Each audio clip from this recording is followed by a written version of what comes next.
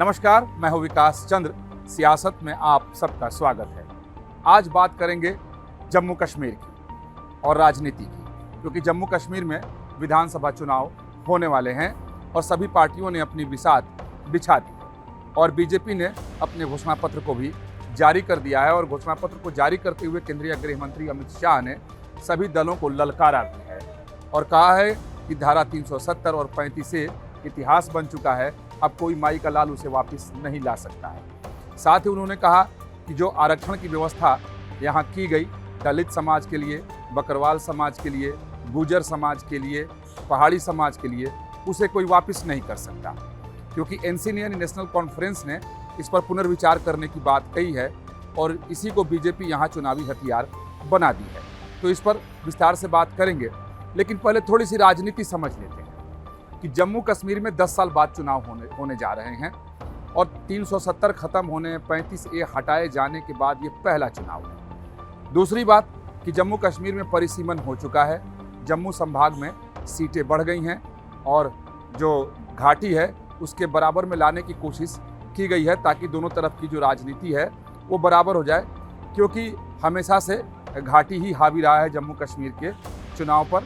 जो भी मुख्यमंत्री होता रहा वो घाटी से होता रहा। तो कह सकते हैं कि बहुत सोच समझकर रणनीति के साथ परिसीमन किया गया ताकि जम्मू की महत्ता बढ़े और जम्मू की महत्ता बढ़े, जम्मू की ताकत बढ़े। इसके पीछे बीजेपी मानती है कि उसकी ताकत बढ़ जाएगी, क्योंकि घाटी और जम्मू संभाग की राजनीति बिल्कुल अलग है, दोनों की परिस्थितियां बिल्कुल अलग है। जब आतंकवाद का दौर था तो घाटी की परिस्थिति और जम्मू की परिस्थिति में भी तब भी अंतर था। और अब जब 370 खत्म हो चुका है, 10 साल से विधानसभा चुनाव नहीं हुए हैं, और दूसरी बात कि जम्मू कश्मीर पहले पूर्ण राज्य था, इसे तोड़ करके लद्दाख को अलग किया गया, अब ये केंद्र शासित प्रदेश है। तो ये भी एक बहुत बड़ा चुनावी मुद्दा इस बार है। हालांकि बार बार बीजेपी की तरफ से, केंद्रीय गृह मंत्री की तरफ से इस पर सफाई भी दी जाती है। उन्होंने संसद भवन के अंदर भी कहा है कि समय आते ही, वक्त आते ही फिर से इसे पूर्ण राज्य बना दिया जाएगा। तो ये भी राजनीति है। और एक राजनीति कि एनसी यानी नेशनल कॉन्फ्रेंस और कांग्रेस में गठबंधन हो गया है। पीडीपी फिलहाल अलग है। नेशनल कॉन्फ्रेंस की तरफ से बयान आया कि जरूरत पड़ी तो पीडीपी के साथ वो लोग हाथ मिला लेंगे, यानी महबूबा मुफ्ती की पार्टी के साथ। अब इस विधानसभा चुनाव को बीजेपी ने अपनी प्रतिष्ठा बना ली है और प्रतिष्ठा की लड़ाई बना ली है, क्योंकि बीजेपी का मानना है कि मोदी सरकार ने 370 हटाया, 35A हटाया, इसको पूरे राज्य से केंद्र शासित प्रदेश बना दिया, लद्दाख को अलग करने की मांग थी तो उसे कर दिया, और जो जम्मू कश्मीर में विकास की गाड़ी को आगे बढ़ाया गया है, जम्मू कश्मीर की जो तब्दीली आई है, इसमें कहीं कोई संदेह नहीं है कि एक आतंकवाद का दौर था, उसके बाद की जो राजनीतिक परिस्थिति थी तो ऐसा लगता ही नहीं था कि जम्मू कश्मीर कभी संभल पाएगा। लेकिन आज की परिस्थिति बिल्कुल बदली हुई सी नज़र आ रही है। और जम्मू तो खैर पहले से ही कुछ ठीक ठाक था, अब तो बिल्कुल जम्मू में जिधर भी आप जाएं उधर बदलाव दिखता है, कश्मीर में जाएं जिधर जाएं उधर बदलाव दिखता है। अब लोगों की सोच भी यहाँ पर बदली हुई है। लेकिन राजनीति का ऊँट किस करवट बैठेगा, इसके लिए तो खैर विधानसभा चुनाव तक का इंतजार करना पड़ेगा, उसके परिणामों का इंतजार करना पड़ेगा। लेकिन हाँ, ये जरूर है कि कश्मीर वैली जो है वो अपने वर्चस्व को नहीं चाहता है कि कहीं भी उसमें कमतर हो या कमी हो या वो खो दे। तो इसलिए सभी जो पीडीपी हो या एनसी हो या दूसरे जो उधर के दल हैं, उन लोगों ने अपनी पूरी ताकत लगाई है और यहाँ सहमत का खेल शुरू हो गया है। और बीजेपी, जैसा मैंने पहले कहा, कि प्रतिष्ठा की लड़ाई बना ली है, क्योंकि बीजेपी मानकर चलिए कि इतना कुछ इन लोगों ने किया है, यानी केंद्र की मोदी सरकार ने किया है, यहाँ की विकास की गाड़ी को आगे बढ़ाया है, तो उनको सफलता मिलनी चाहिए। अगर इतना कुछ करने के बाद भी अगर उनको नहीं मिलता है तो उनकी राजनीतिक नाकामी कही जाएगी। लेकिन अगर बीजेपी की बात करें तो बीजेपी की परिस्थिति थोड़ी अलग है, क्योंकि यहाँ मुस्लिम मतदाताओं की संख्या अगर कहें, घाटी की अगर बात करें तो वहाँ बीजेपी की पैठ बिल्कुल दिखाई नहीं देती है। हालांकि पिछले 10 वर्षों में बीजेपी ने प्रयास किए कि घाटी में भी उसके पांव जम जाएं, उसके कार्यकर्ता खड़े हो जाएं, कार्यकर्ता खड़े भी हुए। और बीजेपी के लगातार प्रयास करने का एक फ़ायदा यहाँ पर ज़रूर हुआ कि जो पहले बहुत कम वोट यहाँ होते थे, चुनाव कोई भी हो 10,000 12,000 लोग वोट लेकर चुनाव जीत जाया करते थे, लेकिन इस बार के लोकसभा चुनाव में लोग घर से निकले और बड़े पैमाने पर वोट किया, यानी रिकॉर्ड टूट गया जम्मू कश्मीर का। तो ऐसा लग रहा है कि अब लोग भी जनतांत्रिक अधिकारों का उपयोग करना चाहते हैं और मुख्य धारा में जुड़ करके जो भारत का संविधान है उसके साथ रहना चाहते हैं। लेकिन मैं बार बार कह रहा हूं कि बीजेपी ने इसे अपनी प्रतिष्ठा की लड़ाई बना ली है कि बीजेपी अगर मान कर चले कि इतना कुछ करने के बाद अगर हार हासिल हो जाए या उसे सीटें अच्छी न मिले तो फिर बड़ी नाकामी कही जाएगी। तो जो घोषणा पत्र बीजेपी ने जारी किया है अगर उसे आप देखें तो साफ दिखता है कि जो बीजेपी मुफ्त की रेवड़ी का विरोध करती रही है, यानी जब भी चुनाव हो अगर कांग्रेस की तरफ से कुछ घोषित किया जाता है या दूसरे दलों के द्वारा तो बीजेपी की तरफ से तुरंत उस पर प्रतिक्रिया व्यक्त की जाती है कि मुफ्त की रेवड़ी बांटी जा रही है। अगर बीजेपी की बात करें और जम्मू कश्मीर के लिए जो उन्होंने संकल्प पत्र जारी किए हैं, जो घोषणा पत्र है, अगर उस पर निगाह डालें तो बिल्कुल दिल खोल कर बीजेपी ने लोगों से वायदे किए हैं। इन वायदों की झड़ी लगा दी है कि अगर वो लोग जीतते हैं, उनकी सरकार बनती है तो वो लोग क्या क्या करेंगे। तो उसके कुछ महत्वपूर्ण बिंदु हैं, महत्वपूर्ण पॉइंट है, वो मैं आपको बता रहा हूँ। इसलिए बता रहा हूँ क्योंकि जिस मुफ्त का विरोध बीजेपी लगातार करती रही, चाहे वो लोकसभा चुनाव हो या उसके पहले जो विधानसभा चुनाव हुए हों, उन सबों में अब वही बीजेपी यहाँ लोगों को मुफ्त देने की बात कह रही है तो थोड़ा आश्चर्य जरूर होता है। अब ऐसा क्यों बीजेपी कर रही है उसे भी मैं आपको बताऊंगा, लेकिन पहले मैं बता दूं कि जो संकल्प पत्र बीजेपी ने जारी किया है उसमें कहा है कि मां सम्मान योजना एक चलाई जाएगी। जैसे कि मध्य प्रदेश में और दूसरे बीजेपी शासित राज्यों में योजनाएं चलती हैं, उसी के तर्ज पर मां सम्मान योजना, यानी जो परिवार की वरिष्ठ महिला होगी, बुजुर्ग महिला होगी, माँ होगी, उसको सालाना बीजेपी का वायदा है कि अगर सरकार बनती है तो 18,000 सालाना बीजेपी वैसी महिलाओं को देगी। दूसरे, 2 LPG सिलेंडर महिलाओं के लिए मुफ्त उज्ज्वला योजना के तहत, और इसलिए मैंने कहा कि मुफ्त का विरोध करने वाली बीजेपी यहाँ मुफ्त की बात कर रही है। उसके साथ साथ देखें, पंडित प्रेमनाथ डोगरा रोजगार योजना के तहत 5 लाख नौकरियों का वायदा बीजेपी ने यहाँ पर किया है। उसके साथ प्रगति शिक्षा योजना, अगर आप देखें तो काफ़ी ये लगता है कि नहीं, इस तरह की अगर सहयोग दी जाए विद्यार्थियों को तो ठीक है, लेकिन इसे मुफ्त की रेवड़ी ही कह सकते हैं कि कॉलेज के छात्रों को 3,000 रुपया प्रति वर्ष यातायात भत्ता दिया जाएगा। यानी उन्हें कॉलेज से आने जाने के लिए जो कहीं जाते हैं पढ़ाई लिखाई के लिए, तो उन्हें 3,000 रुपये प्रति वर्ष उन्हें विद्यार्थियों को दिया जाएगा। इसके साथ साथ अगर आप बात करें तो जो जम्मू कश्मीर PCS है या UPSC की परीक्षा की जो विद्यार्थी तैयारी करते हैं उनके लिए भी बीजेपी योजना लेकर आई है। तो 2 वर्षों के लिए 10,000 की कोचिंग फीस की बात बीजेपी ने कही है। साथ ही उसके कहा है कि परीक्षा केंद्रों तक जाने की जो यातायात में जो खर्च आएंगे विद्यार्थियों को, वो एक मुश्त उन्हें दिया जाएगा।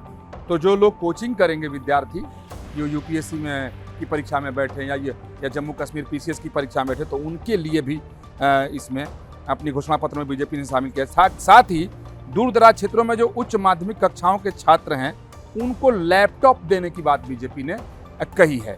और उसके बाद अगर आए 7वें पॉइंट पर देखें तो फिर जम्मू कश्मीर की अर्थव्यवस्था की बात की गई है, जिसमें कहा गया है कि अर्थव्यवस्था के विस्तार के लिए जम्मू क्षेत्र में क्षेत्रीय विकास समितियां बनाई जाएंगी। अलग अलग क्षेत्रीय विकास समिति बनाई जाएगी।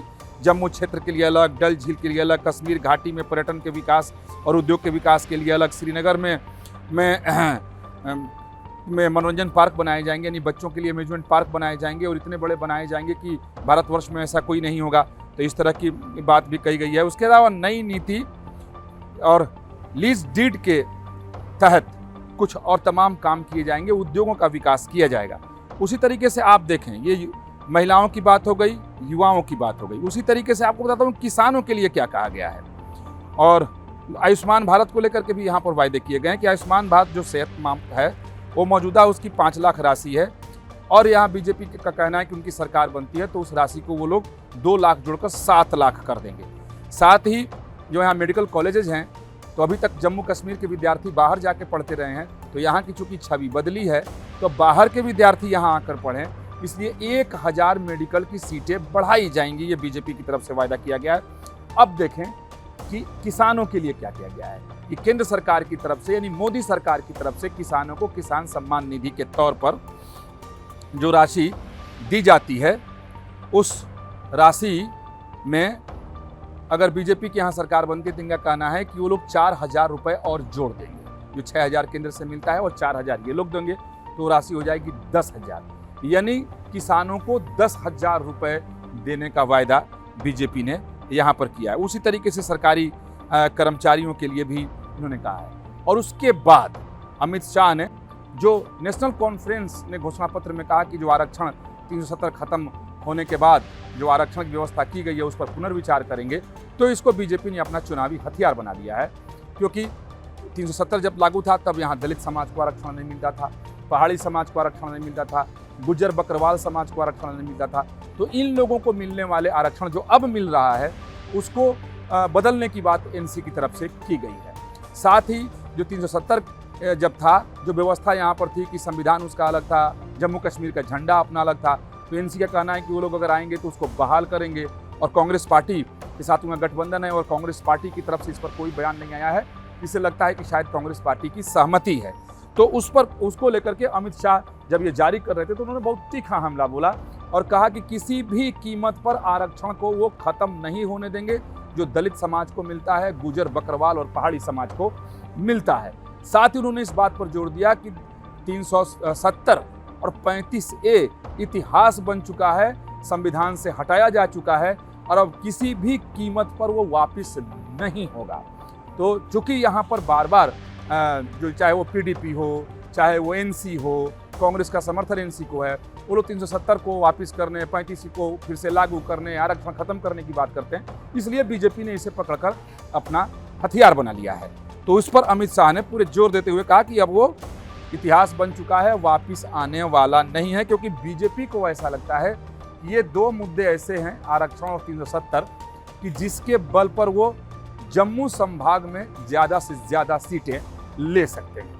क्योंकि घाटी की परिस्थिति बिल्कुल अलग है, क्योंकि वहाँ के जो मतदाता हैं वो अधिकतर मतदाता मुस्लिम समाज के लोग हैं। हालांकि बकरवाल समाज और गुजर समाज में मुस्लिम समाज के लोग भी हैं, लेकिन एनसी का इसको लेकर विरोध अपना है। तो बीजेपी को ऐसा लगता है कि इसके जरिए वो सभी जगहों पर अपनी पैठ बना लेगी, अपनी राजनीतिक जमीन को वो मजबूत कर लेगी और इसी को एक मजबूत चुनावी हथियार बनाने में बीजेपी यहाँ पर जुट गई है।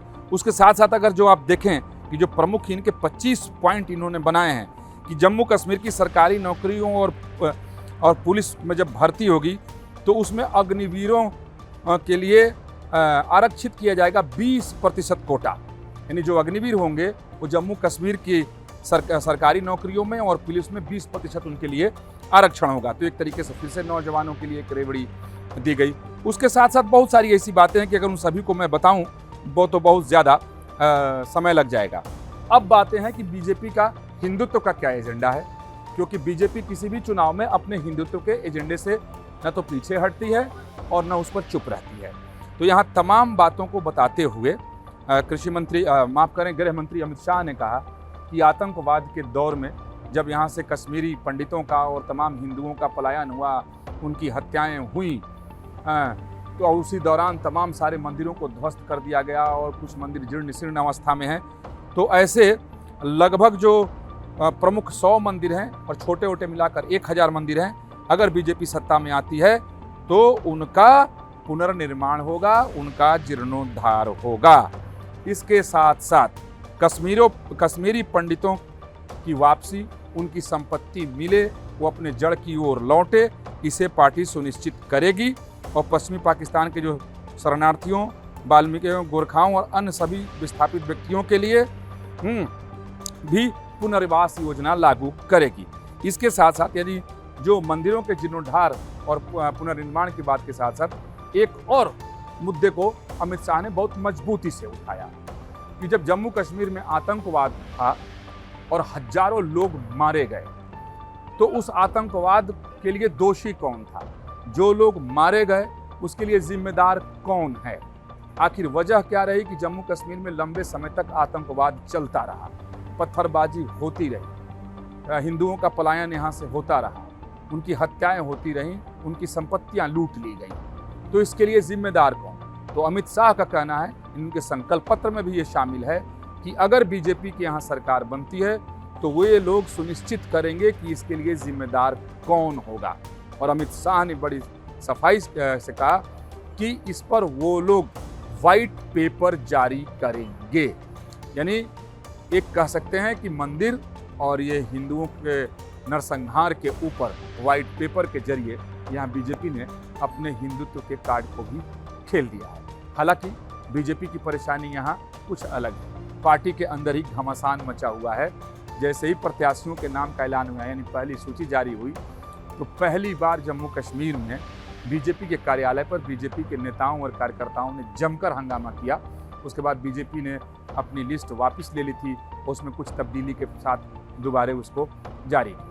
लेकिन चूंकि बीजेपी अब अपनी प्रतिष्ठा की लड़ाई बना ली है, अपने मान सम्मान की लड़ाई जम्मू कश्मीर विधानसभा चुनाव को बना ली है, लिहाजा बीजेपी ने अपनी पूरी ताकत झोंक दी है।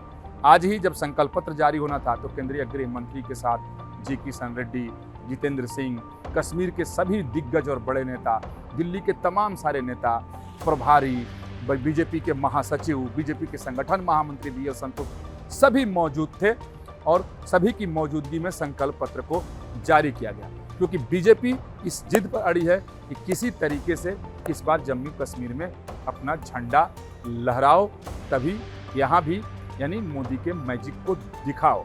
क्योंकि बीजेपी का बार बार कहना है कि वही लोग थे जो लोग लाल चौक पर आकर तिरंगा झंडा लहराते थे और आज सभी जगहों पर तिरंगा झंडा लहरा रहा है। तो ऐसी सूरत में यहाँ बीजेपी की सरकार आनी चाहिए।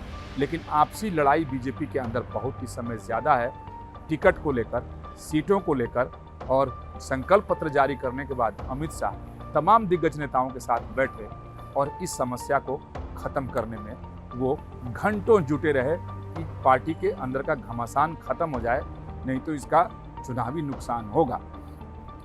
तो कुल मिलाकर कहें तो बीजेपी की पूरी कोशिश है कि इस बार वो जम्मू कश्मीर में अपनी सरकार बनाए। इसके लिए साम दाम दंड भेद इन राजनीति में सब उपयोग किए जाते हैं, बीजेपी भी यहाँ उपयोग करती हुई नजर आ रही है। तो चलिए फिर मिलेंगे किसी दूसरे विषय पर और सियासत में बात करेंगे।